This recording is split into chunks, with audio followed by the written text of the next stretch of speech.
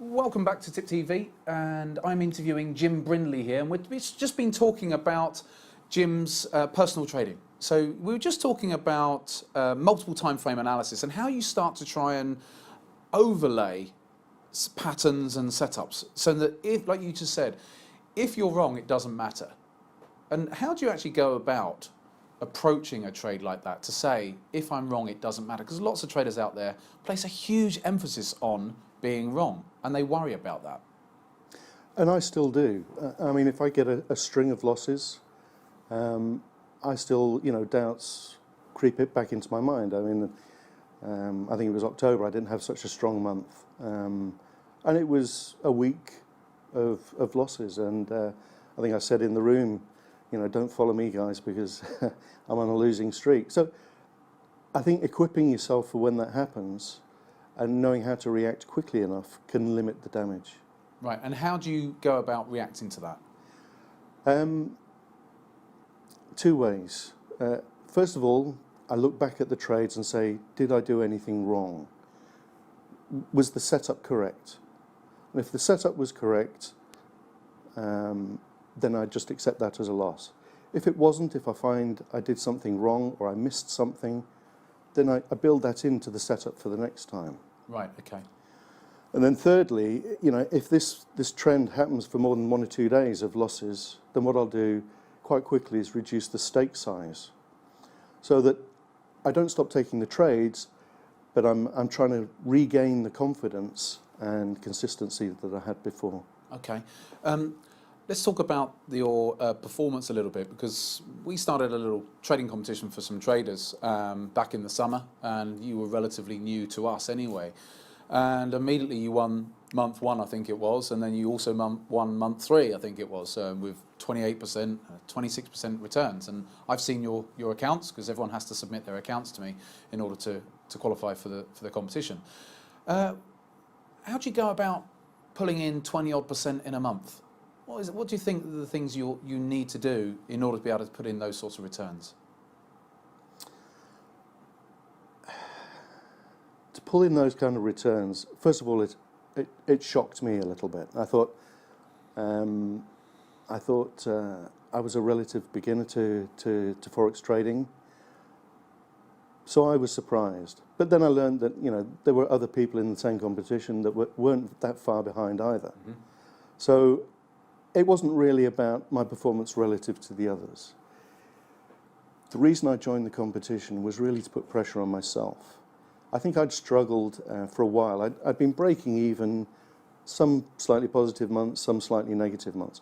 What I really needed was an additional incentive, scrutiny in fact, put on myself, knowing that my results were going to be shared. So I brought that pressure on myself deliberately to try and bring in rigorous discipline that I'd probably been a little bit too casual with my trading before. So you think actually it gave you a new focus? Because a lot of the time when traders are just trading, sometimes they treat it as, oh well, it doesn't matter if I've had a few losers here or whatever. They're a bit too laid back about it. By entering that competition, it gave you that focus to. Absolutely, it improved my focus on the trading, and also made sure that I was more patient about the setups and quicker to cut the losers. The other side benefit was I was able to turn around to my father and say, there you go, Jim, there's the recognition, there you go, Dad, there's the recognition from the trading room that I can do this. Because I think to a certain point he'd been wondering, when's he going to get a proper job again? Or why doesn't he carry on selling more of his consultancy work? Yeah. He was worried about me. Sure, yeah. So you're now at this point where it's been quite an interesting year for you. What does 2017 hold? We're just in December now. Yeah. What are your plans and goals for your personal trading in 2017? Is it more of the same? What sort of, what's your plans overall? Yeah, so I mean, if I look back firstly over 2016, what have I learned? I've learned how to trade forex. Yeah. I've learned a more disciplined, rigorous approach. It's given me the confidence to look forward in 2017 and say, let's consolidate on this. Yep. Let's cut out the loser months let's try and have a consistent performance every month in the 12 months in 2017. I think what I've also really enjoyed about 2016 is learning from other traders, learning the formal packages, Charlie, but also learning new setups and techniques. And swing trading has always been something that I never had the confidence to do until earlier on this year, but I want to expand that a little bit more. I love the idea of placing a swing trade, taking the rest of the day off, monitoring it from afar, and pursuing other interests. Yeah, yeah. Because you do get to that point where you say, well, okay, I've learned a huge amount. I've had this intensive period of trading intraday, but actually, like you say, if it's a nice sunny day in June or whatever, you might want to do something else, and you don't want to always be stuck to small intraday timeframes. So, what about you mentioned to me before about increasing your account balance now? You feel that you've got to a stage where you've earned the right, so to speak, to increase your account balance. So, is that a milestone for you? Pretty much. I think it was always what I planned to do towards the end of this year, if I kind of met certain goals. And I think in improving discipline, having the good months shows me that, if I can keep on applying this, I can increase the balance and start to trade a little bit more aggressively. Right, okay.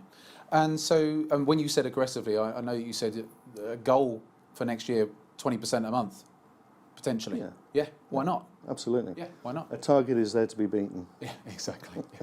I was funny enough, I was reading on the train this morning about the marathon, and they're talking about trying to get the marathon sub 2 minutes and how they're going about doing that. Same sort of thing, just setting those goals out there. Okay, so to finish off, what tips would you give to a retail trader who's in their early throes, maybe in their first 6 months to a year of trading? What tips would you give to them with regards to their own personal trading journey? I would strongly recommend, you've got a steep learning curve and good education. It's that learning process continues all the way through. I'd also look at the tools you're using. Are they fit for purpose? Don't go out and spend a fortune, but make sure you've got working internet, a PC that works 99% of the time at least, and the charting package is up to what you need. Right, okay. And as far as expectations, you say? For next year? No, for generally for traders' expectations. In their first year? Try and employ as much of the guidance given to you by your mentor or your educator. Try and understand why you are rejecting anything that they're telling you. They're talking usually from vast experience, and probably they learnt the lesson far more costlier than you will if you apply the advice and information. Find a good mentor, someone to share your mistakes with, help you spot the errors, because you will learn so much from the errors you're making. Great advice. Find a good mentor. Jim Brindley, thanks ever so much for coming on Tip TV. My name's Charlie Burton. Thanks for watching. Trade safely out there.